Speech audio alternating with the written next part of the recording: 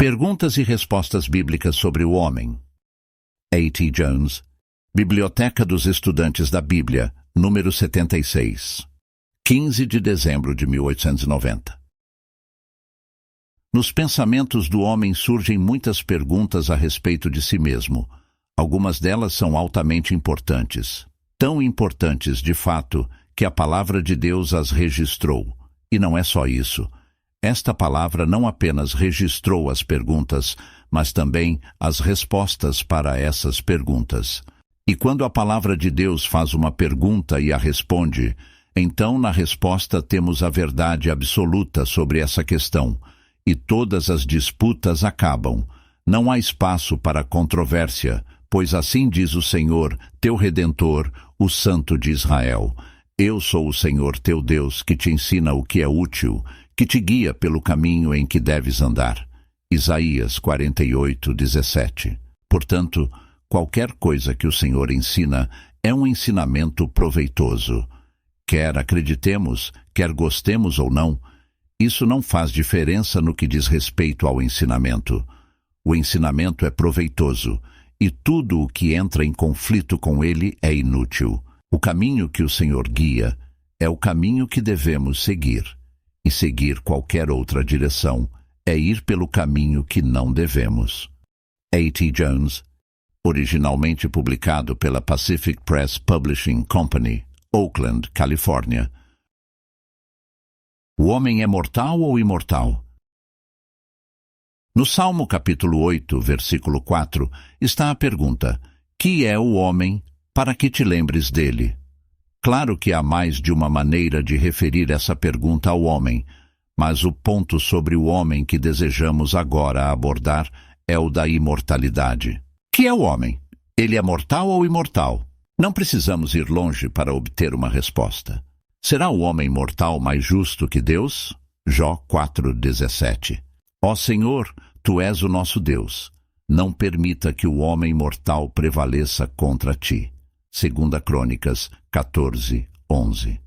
Assim, encontramos na resposta à pergunta que a palavra de Deus chama o homem de mortal, e tudo o que a Bíblia diz diretamente sobre a imortalidade é consistente com essa resposta. Diz a palavra: ora, ao Rei eterno, imortal, invisível, o único Deus sábio, seja honra e glória para todo o sempre. Amém. 1 Timóteo 1:17. Aqui é mostrado que a imortalidade é um atributo de Deus, assim como a eternidade, sabedoria, honra, glória, etc.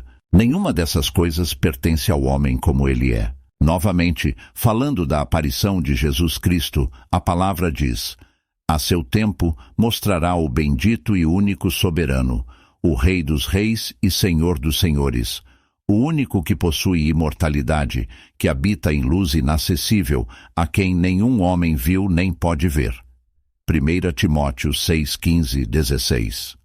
Cristo trouxe essa imortalidade à luz. O propósito e a graça de Deus, diz a palavra, agora se manifestaram pelo aparecimento de nosso Salvador Jesus Cristo, que aboliu a morte e trouxe à luz a vida e a imortalidade pelo Evangelho. 2 Timóteo 1:10. O que é o Evangelho é mostrado em poucas palavras por 1 Coríntios 15, versos 1-4.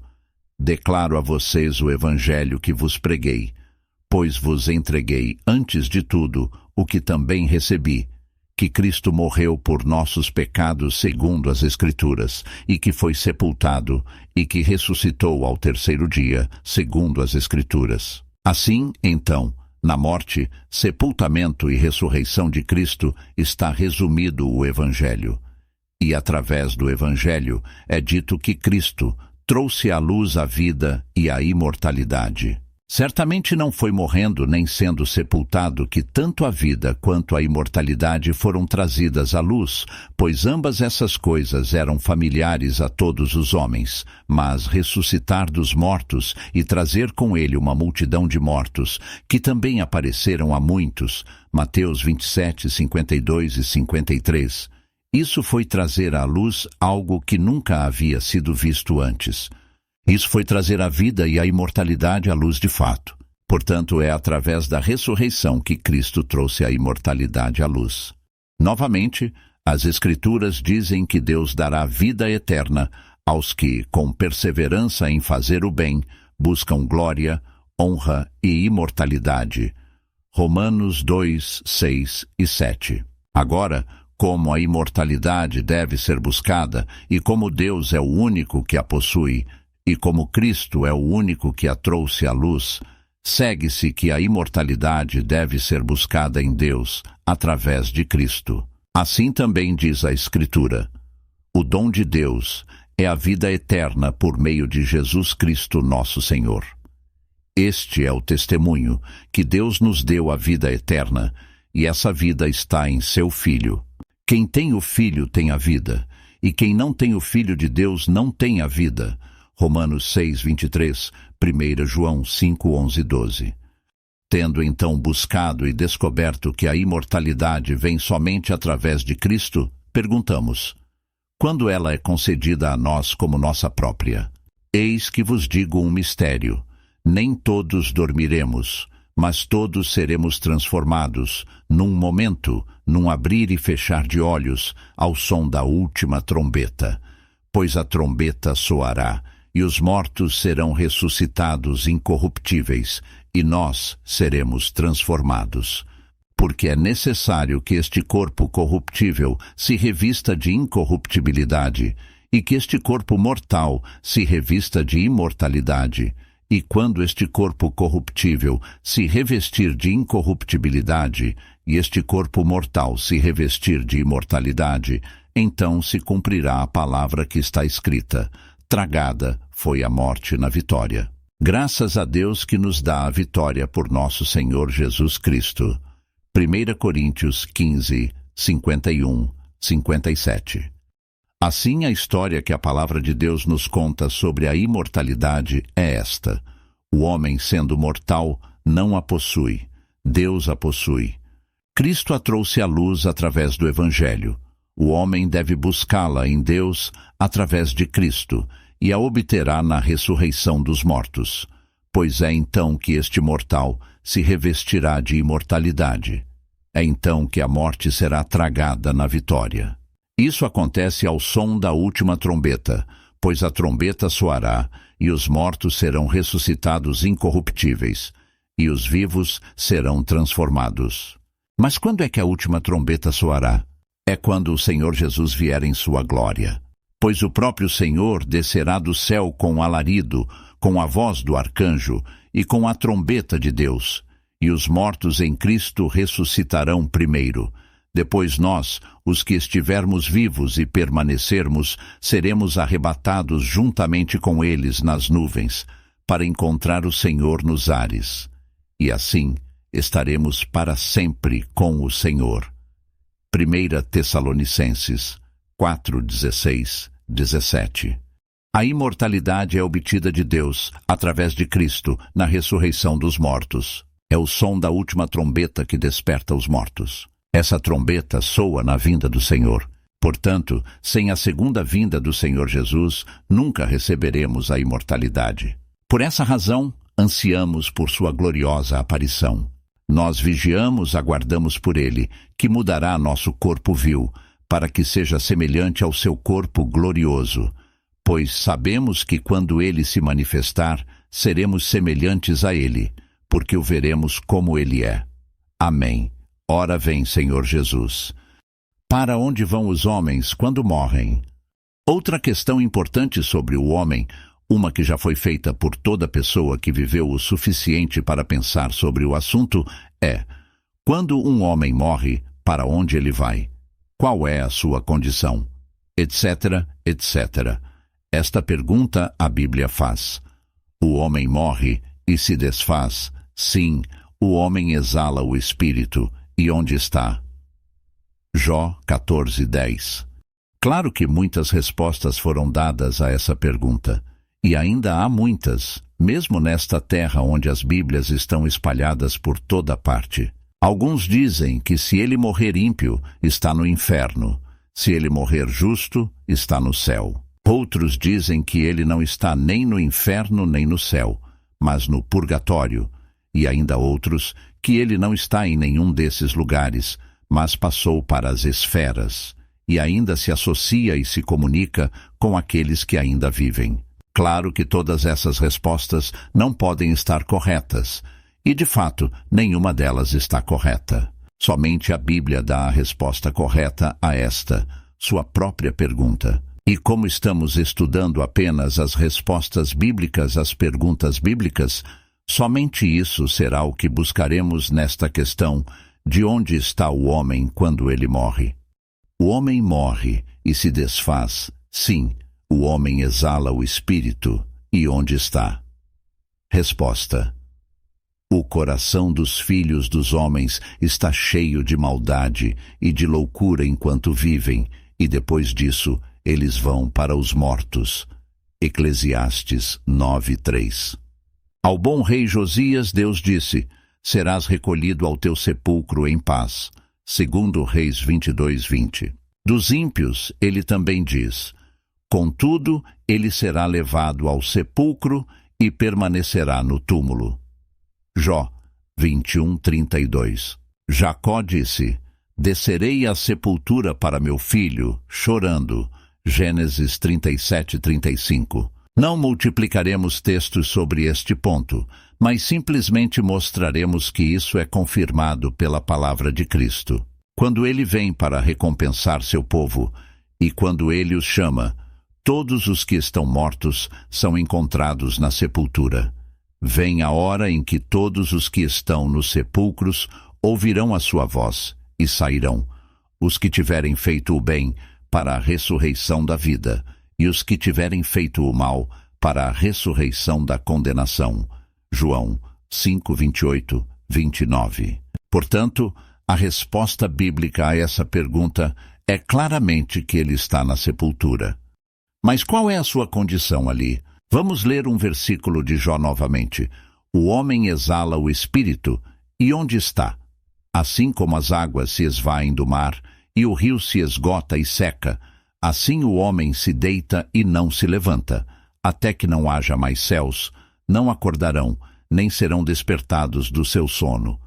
Jó 14:10-12. Isso mostra que o homem, quando morre, está dormindo. Novamente, Jó diz que se ele tivesse morrido quando era uma criança, agora estaria deitado e tranquilo, estaria dormindo. Então estaria em repouso com os reis e conselheiros da terra. Ali, os ímpios cessam de perturbar, e ali os cansados estão em repouso. Ali, os prisioneiros repousam juntos, não ouvem a voz do opressor. Ali, tanto o pequeno quanto o grande estão, e o servo está livre do seu senhor. Jó 3:13-19. Na história dos reis de Israel e Judá, 25 vezes é registrado sobre suas mortes da seguinte forma: ele dormiu com seus pais. Para não multiplicar textos, voltamos novamente à palavra de Cristo. Lázaro estava doente. Jesus e seus discípulos estavam a uma certa distância e Lázaro morreu. Jesus disse: nosso amigo Lázaro dorme, mas vou despertá-lo do sono. Então os discípulos disseram: Senhor, se ele dorme, estará bem. Porém, Jesus falava de sua morte, mas eles pensaram que ele estava falando de repouso no sono. Então Jesus lhes disse claramente: Lázaro está morto. João 11:11-14. Aqui estão as palavras de Cristo. Lázaro dorme. Lázaro está morto. Portanto, a palavra clara de Cristo é que quando um homem morre, ele está dormindo. Paulo diz que Davi, depois de ter servido a sua própria geração conforme a vontade de Deus, adormeceu e foi sepultado com seus pais e viu a corrupção. Atos 13:36. E Pedro diz dele: Davi não ascendeu aos céus. Atos 2:34. E a razão é que Davi dormiu com seus pais e foi sepultado. 1 Reis 2:10. De Estevão está registrado: ele ajoelhou-se e clamou em alta voz: Senhor, não lhes imputes este pecado. E quando disse isso, adormeceu. Atos 7:60. É certo, portanto, que a Bíblia ensina claramente que quando o homem morre, ele adormece. A palavra de Deus ensina claramente o sono dos mortos. A morte é totalmente um sono inconsciente, como na própria natureza do caso, deve ser quando o lugar de sono é no sepulcro. Mas aqui está a prova. Os vivos sabem que morrerão, mas os mortos não sabem coisa nenhuma, nem tampouco terão eles recompensa, porque sua memória é esquecida. Também seu amor, seu ódio e sua inveja já pereceram. Nem têm eles parte alguma para sempre em coisa alguma que se faz debaixo do sol. Tudo quanto te vier à mão para fazer, faze-o conforme as tuas forças, porque na sepultura, para onde vais, não há obra, nem projetos, nem conhecimento, nem sabedoria. Eclesiastes 9, 5, 6, 10. Não confieis em príncipes, nem no Filho do Homem, em quem não há salvação. Sai-lhe o espírito, ele volta para a sua terra. Naquele mesmo dia perecem seus pensamentos. Salmos 146, 3, 4. Quando o amor, o ódio, a inveja e os próprios pensamentos dos homens perecem e sua memória desaparece, não pode haver outra coisa senão inconsciência. E isso é precisamente o que a morte é. E essa é a condição na qual os homens entram quando morrem um sono silencioso e sem sonhos. Mas a história bíblica sobre este assunto não para por aqui. Pois, agora, Cristo ressuscitou dos mortos e foi feito as primícias dos que dormem. 1 Coríntios 15, 20. E muitos corpos de santos que dormiam foram ressuscitados e saindo dos sepulcros depois da sua ressurreição. Mateus 27, 52, 53. E assim como Deus trouxe novamente dos mortos a nosso Senhor Jesus, assim também trará com ele os que dormem em Jesus. Porque isto vos dizemos pela palavra do Senhor, que nós, os que estivermos vivos e permanecermos até a vinda do Senhor, de modo algum precederemos os que dormem. Pois o Senhor mesmo descerá do céu com um brado, com a voz do arcanjo e com a trombeta de Deus, e os mortos em Cristo ressuscitarão primeiro. Depois nós, os que estivermos vivos e permanecermos, seremos arrebatados juntamente com eles nas nuvens, para encontrar o Senhor nos ares, e assim estaremos para sempre com o Senhor. 1 Tessalonicenses 4, 15 a 17. Nem todos dormiremos, mas todos seremos transformados, num momento, num abrir e fechar de olhos, ao som da última trombeta. 1 Coríntios 15, 51. Então é quando muitos dos que dormem no pó da terra ressuscitarão. Daniel 12, 2. Então é o tempo ao qual Davi olhou quando adormeceu e foi sepultado com seus pais, e disse: Quanto a mim, contemplarei a tua face na justiça. Eu me satisfarei quando acordar com a tua semelhança. Salmos 17, 15. Este é o tempo ao qual Jó olhou quando disse: Até que não haja mais céus, eles não acordarão, nem serão despertados do seu sono. Jó 14, 12. Pois é na vinda de Cristo e na ressurreição dos mortos que os céus se enrolam. O céu recolheu-se como um pergaminho quando se enrola, e toda montanha e ilha foram removidas de seus lugares. E os homens clamaram: as montanhas e rochas, caí sobre nós, e escondei-nos da face daquele que está sentado no trono e da ira do Cordeiro, porque chegou o grande dia da sua ira, e quem poderá subsistir? Apocalipse 6, versos 14, 16 e 17. Portanto, a resposta bíblica à pergunta bíblica, quando o homem exala o espírito, onde está? É esta: ele está adormecido na sepultura, até que a trombeta de Deus desperte os mortos, até que a voz do glorioso Filho de Deus chame, e todos os que estão nos sepulcros ouçam sua voz. Pois é Deus quem dá a vitória sobre a morte, por meio de nosso Senhor Jesus Cristo. Leitor, este é um ensinamento proveitoso, pois é o ensinamento da palavra de Deus.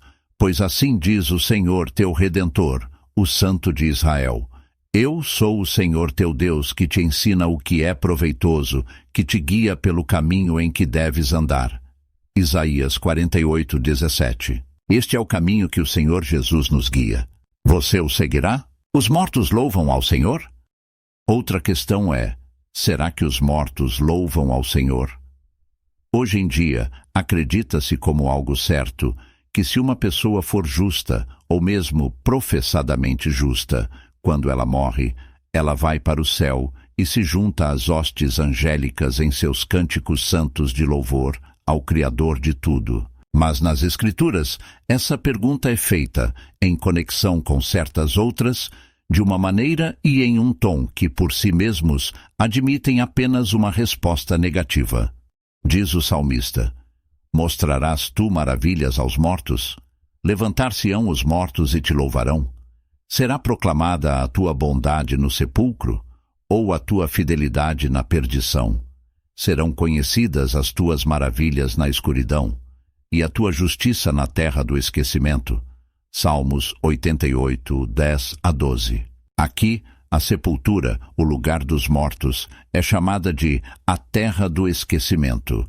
Isso está estritamente de acordo com o que lemos na nossa última questão, que os mortos não sabem de coisa alguma, nem tampouco têm eles recompensa, porque a sua memória jaz no esquecimento. Eles estão na terra do esquecimento. Também o seu amor, o seu ódio e a sua inveja já pereceram. Eclesiastes 9:5. E naquele mesmo dia perecem os seus pensamentos. Salmos 146:4. E não há obra, nem projetos, nem conhecimento, nem sabedoria no sepulcro para onde vais. Eclesiastes 9:10. Nesse sentido, portanto, nenhuma expressão poderia descrever melhor o lugar dos mortos do que esta, a terra do esquecimento. O salmista também fala dela como a escuridão. Sobre isso, Jó diz: vou para onde não voltarei, para a terra das trevas e da sombra da morte, terra de escuridão, como trevas profundas, e da sombra da morte, sem ordem alguma, onde a luz é como as trevas. Jó 10:21-22. Aqueles que estão mortos há muito tempo, diz Davi, habitam nas trevas. Salmos 143:3. Agora, é sobre aqueles que habitam neste lugar, o lugar dos mortos, que a pergunta é feita: eles louvam ao Senhor? E aqui está a resposta direta: os mortos não louvam ao Senhor, nem aqueles que descem ao silêncio. Salmos 115:17. E novamente: na morte não há memória de ti. No sepulcro, quem te dará graças? Salmos 6:5. Estas palavras são as palavras de Deus. Elas são a verdade. Portanto, a ideia de que as pessoas vão para o céu ou para qualquer outro lugar além deste lugar dos mortos, quando morrem, não pode ser a verdade. O Senhor que nos fala na Bíblia criou o homem. Ele sabe o que está diante de nós. Ele sabe o que será depois de nós. Ele conhece os nossos pensamentos de longe. É Ele quem diz: os mortos não sabem de coisa alguma. É Ele quem diz: os mortos não louvam ao Senhor. É Ele quem diz que o lugar dos mortos é a terra do esquecimento. Nós acreditamos implicitamente nesta palavra, pois Ele sozinho sabe. Ele nos ensina a proveito, e embora possamos ter que passar por esta terra de trevas, este vale da sombra da morte, se nossa confiança estiver nele, o seu cajado e a sua vara nos consolarão, pois ele já passou por esse caminho antes de nós. Ele morreu e vive novamente. Se nossa esperança estiver nele, mesmo que tenhamos que ir ao lugar dos mortos, ainda assim voltaremos dele e viveremos por meio dele. O rei Ezequias foi um dos poucos bons reis que Judá teve. Ele caiu doente para morrer. O Senhor, por meio do profeta, enviou-lhe esta mensagem: põe em ordem a tua casa, porque morrerás e não viverás. Isaías 38:1. No entanto, embora esta palavra do Senhor diga positivamente: morrerás e não viverás, Agora é acreditado pela grande maioria das pessoas que quando um homem morre, ele vive, e que ele vive mais plenamente, mais realmente do que nunca. Agora se acredita que quando uma pessoa morre, ela sabe infinitamente mais do que jamais soube antes, ou do que jamais poderia ter sabido se não tivesse morrido. Mas a partir do que expusemos nestes artigos, nada pode ser mais certo do que o fato de que essa não é a doutrina da Bíblia. Nesta teoria da consciência dos mortos está a promessa e a potência, o somatório e a substância do espiritismo, do purgatório, das orações pelos mortos, do culto e invocação de santos, etc. Mas leve o espiritismo, com todas essas outras coisas, ao teste destas escrituras, e onde ele aparecerá? Ele aparecerá exatamente onde pertence, isto é, no rastro daquela antiga serpente que é o diabo e Satanás, que disse à inocente Eva: certamente não morrerás. Gênesis 3:4. As pessoas agora acham muito estranho que Eva tenha acreditado na palavra de Satanás. No entanto, com o exemplo de Eva diante delas e seus frutos terríveis destes milhares de anos, e com a palavra de Deus com seus preceitos repetidos linha sobre linha com tudo isso diante delas, multidões dessas mesmas pessoas, em vez de acreditar na palavra de Deus, ainda acreditarão na mesma história que Satanás contou a Eva. Quando o profeta foi ao rei Ezequias com a mensagem de que ele morreria e não viveria, Ezequias ficou muito triste, virou o rosto para a parede e orou dizendo: irei até as portas do sepulcro. Fui privado do restante dos meus anos. Disse eu: não verei o Senhor, na terra dos viventes. Isso, com muito mais, ele disse em sua oração.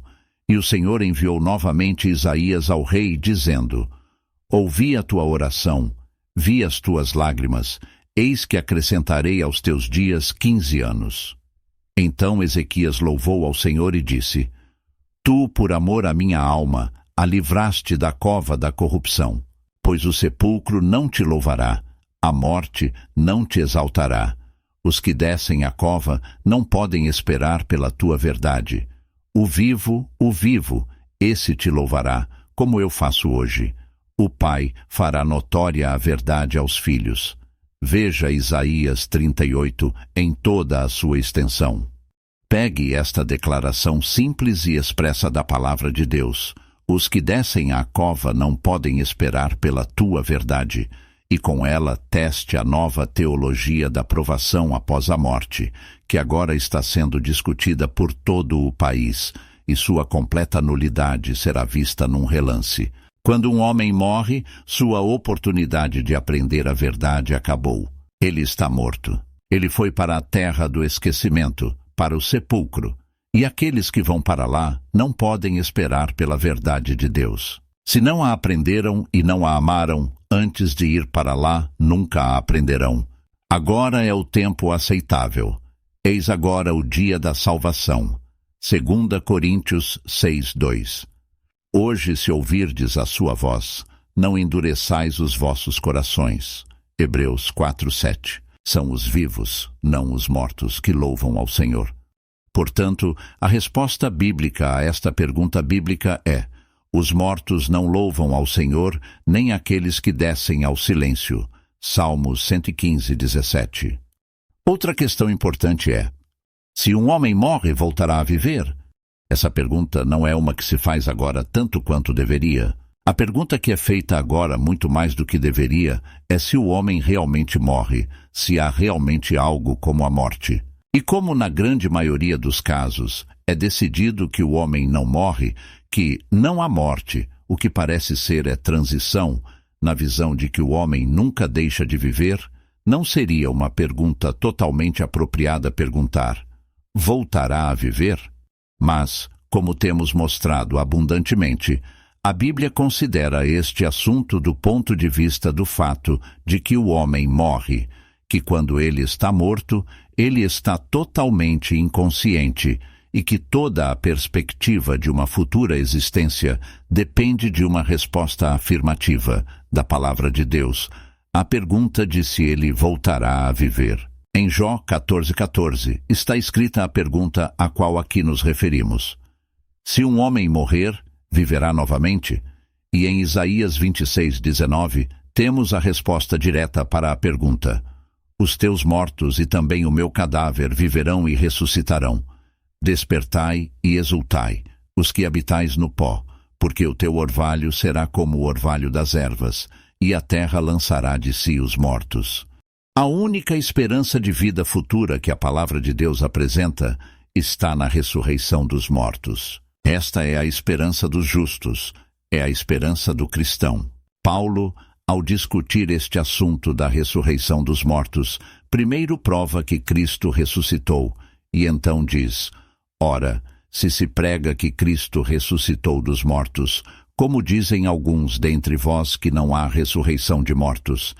Se não há ressurreição de mortos, então Cristo não ressuscitou. E se Cristo não ressuscitou, então é vã a nossa pregação, e também é vã a vossa fé. 1 Coríntios 15, 12, 14. É evidente que havia alguns em Corinto, assim como há alguns agora, que professavam crer em Cristo, mas ao mesmo tempo não acreditavam na ressurreição dos mortos. Mas Paulo resolve isso imediatamente dizendo: se não há ressurreição de mortos, a vossa fé em Cristo é vã. Isso prova claramente que nossa esperança e fé em Cristo se realizam apenas e exclusivamente na ressurreição dos mortos e por meio dela. Isso é tão importante que o Espírito de Deus, pelo apóstolo, repete-o. Novamente, ele diz: pois, se os mortos não ressuscitam, também Cristo não ressuscitou. E se Cristo não ressuscitou, é vã a vossa fé, e ainda estáis em vossos pecados.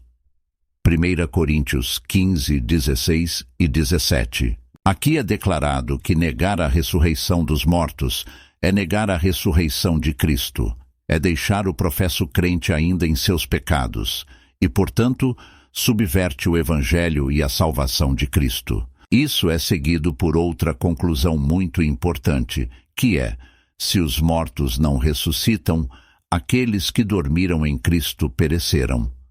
Seria impossível mostrar mais enfaticamente que toda esperança de vida futura depende da ressurreição dos mortos. Se não houver ressurreição dos mortos, então os mortos pereceram. E isso é dito, não dos ímpios mortos, mas dos justos mortos.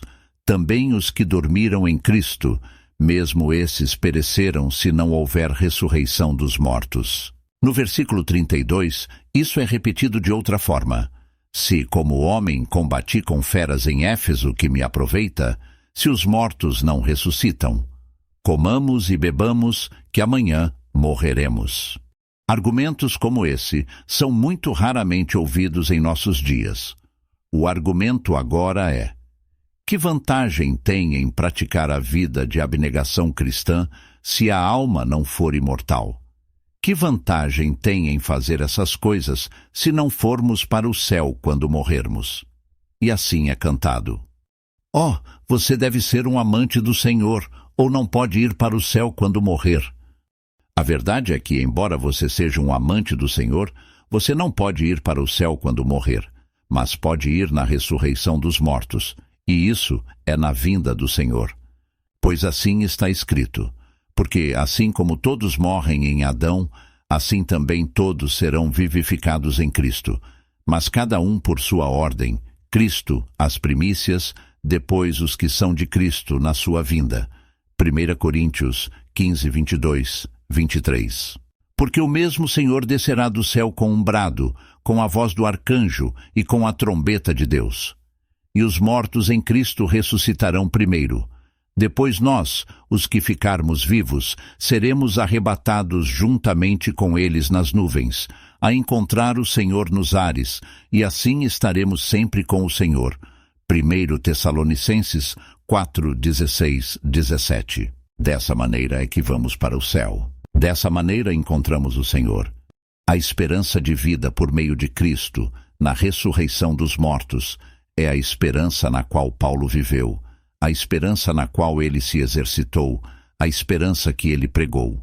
Quando ele se apresentou diante do conselho, disse: Sou fariseu, filho de fariseu. Acerca da esperança e da ressurreição dos mortos, sou julgado. Atos 23:6.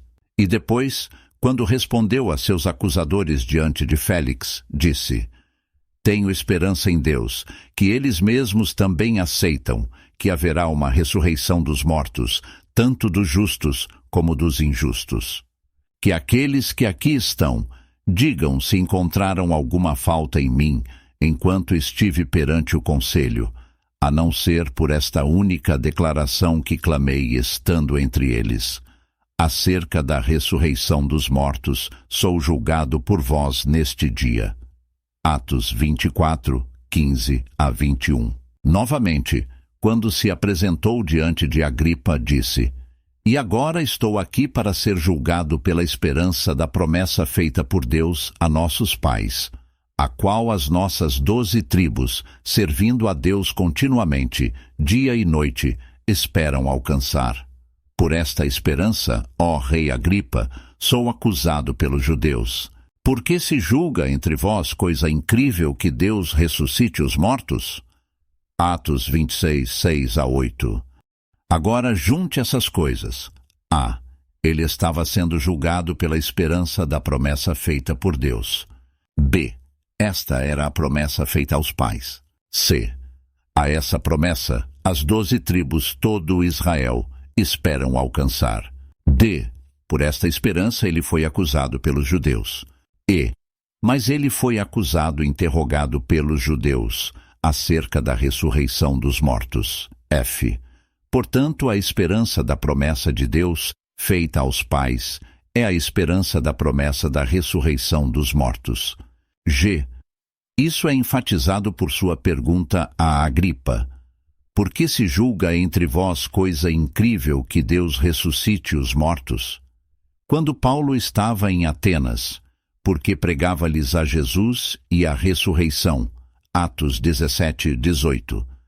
Portanto, está provado claramente que a esperança que Deus colocou diante de nós em Cristo e em seu abençoado Evangelho é a esperança da ressurreição dos mortos para a vida eterna e a glória eterna. E como esta ressurreição depende inteiramente da gloriosa aparição de nosso Salvador, a segunda vinda de nosso Salvador está inseparavelmente ligada a esta, a bendita esperança do cristão. Assim diz o Senhor, porque a graça de Deus se há manifestado, trazendo salvação a todos os homens, ensinando-nos que, renunciando à impiedade e às paixões mundanas, vivamos neste presente século sóbria, justa e piamente, aguardando a bem-aventurada esperança e o aparecimento da glória do nosso grande Deus e Salvador Jesus Cristo. Tito 2, 11 a 13. É por isso que Jó esperava. Ele diz: Todos os dias do meu serviço árduo esperarei até que venha a minha mudança. Jó 14, 14. Essa mudança ocorre na ressurreição, pois diz Paulo: Nem todos dormiremos, mas todos seremos transformados, num momento, num abrir e fechar de olhos, ao som da última trombeta. 1 Coríntios 15, 51 e 52. Novamente, diz Jó: Se eu espero pelo sepulcro como minha casa, se estendo a minha cama na escuridão, onde então está a minha esperança? Jó 17, 13 a 15. Aqui está: Porque eu sei que o meu Redentor vive, e que por fim se levantará sobre a terra. E depois de consumida esta minha pele, ainda em minha carne verei a Deus, a quem verei por mim mesmo, e os meus olhos o contemplarão, e não outro. O meu coração desfalece dentro de mim. Jó 19, 25 a 27. O tempo e o espaço nos faltariam para citar as palavras desta esperança, expressas por Davi, Isaías, Jeremias, Ezequiel, Daniel, Oséias, Miqueias e todos os profetas e apóstolos. Podemos apenas citar novamente as palavras de que esta é a esperança da promessa feita por Deus aos nossos pais, a qual promessa servimos a Deus continuamente, dia e noite, esperando alcançar. Por que se julga coisa incrível que Deus ressuscite os mortos? Os mortos justos viverão novamente na vinda do Senhor, e por isso aguardamos ansiosamente aquela bendita esperança e a gloriosa aparição do Senhor Jesus. Como o fiel Jó, nossos rins dentro de nós se consomem de desejo ardente por aquele glorioso dia. E como ele nos assegura, certamente venho sem demora, nossos corações respondem, Amém. Vem, Senhor Jesus.